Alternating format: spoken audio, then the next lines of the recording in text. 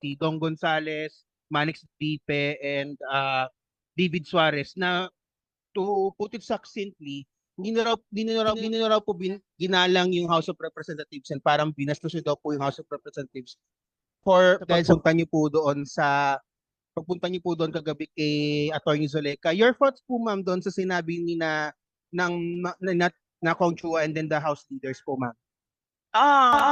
Yung pagbisita ko last night, nagpaalam ako. It was on paper. Yung pagpaalam ko na I was requesting for a meeting 7 p.m. to 10 p.m. Ang hindi ko lang nalagay doon kung bakit. Kasi nanggaling ako sa Davao City and yung flight ko arrived 5:30 p.m. Took me 3 hours, 2.5 hours to get to Batasan. Kaya 7 to 10 p.m. yung ni-request ko. But nag-request kami ng meeting na pinayagan naman nila. Ma'am, kasi po parang sinabi po na parang ano daw po yun eh. The word they said was parang sinugod nyo daw po. Yun yung word na pagkakasabi nila. Parang sinugod nyo daw po yung House of Representatives daw po.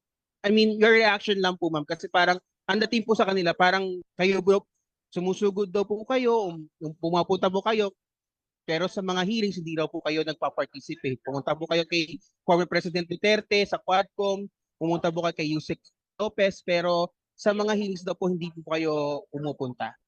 Yes, tama 'yon. Tama 'yan. I don't know kung sugod ang tama na word doon dahil nagpaalam naman ako at pinayagan nila ako. Pero tama 'yon. Hindi talaga ako uma-attend sa hearings. Why? Why would I answer to a speaker implicated in a bribery case on record in a court case? Why would I answer to a member hanggang ngayon, hindi ko alam bakit member pa ito ng House of Representatives, convicted of child abuse, taking IP children doon sa amin sa Davao City, dadalhin sa Manila. Diba? Why would I answer to a member of the House of Representatives na merong utang sa aking husband ng 9 million dahil sa isang case? So why would I answer to them? Why would I answer to a member of the House of Representatives na ang tatay niya mismo, na may screen cap ako, nagsasorry sa ginagawa ng anak niya. Alam niyo, hindi pa umabot sa buhay ko na nagsorry ang tatay ko kanino man sa ginawa ko. Pero this member of the House of Representatives, tinetext ako ng tatay, I'm sorry. So why would I answer to him? Nagsasorry yung tatay. Ibig sabihin may ginagawang mali yung anak.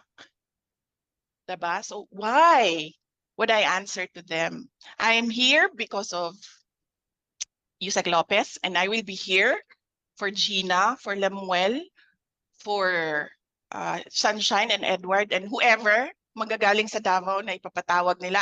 I understand si Barbara, si Carla, ipapatawag nila, si Bandiding papatawag nila. I will be here for them. And all the rest na makontempt. I will be here for President Duterte, but I will not answer to members of the House of Representatives, especially sa may utang ng 9 million sa hindi naman sa pamilya namin, sa law firm ng husband ko. That is 9 million na dapat ini-enjoy ng pamilya namin, pero hindi niya binabayaran. Last na lang po, ma'am. Ma'am, ano pong reaction ninyo when Castro was the one who cited Yusek Zuleka in contempt? Ano pong reaction niyo po when you heard na it was Castro and not the other members who cited Yusek Zuleka? Salamat po. Nahihiya ako para sa Pilipinas. Noong sinabi sa akin na ganun yung nangyari, isang tao na convicted ng child abuse of IP children ay sinight in contempt ang isang IP lawyer who managed a multi-awarded city. Nahiya ako para sa Pilipinas. Nahihiya ako para sa Pilipinas. Alam niyo ba sa ibang bansa, kapag child convicted ka ng child abuse, para kang may leprosy. Walang lalapit sa iyo. Walang tatanggap sa iyo sa trabaho. Mas mataas pa ang mga taong may leprosy kesa sa mga taong convicted ng child abuse sa ibang bansa. Pero dito, sa ating bansa, ang isang tao na convicted ng child abuse, may power. Saan ka nakahanap ng ganyan? Nahihiya ako as a Filipino na ganito ang ating House of Representatives. Yun lang po, ma'am. Thank you. Okay. Next question.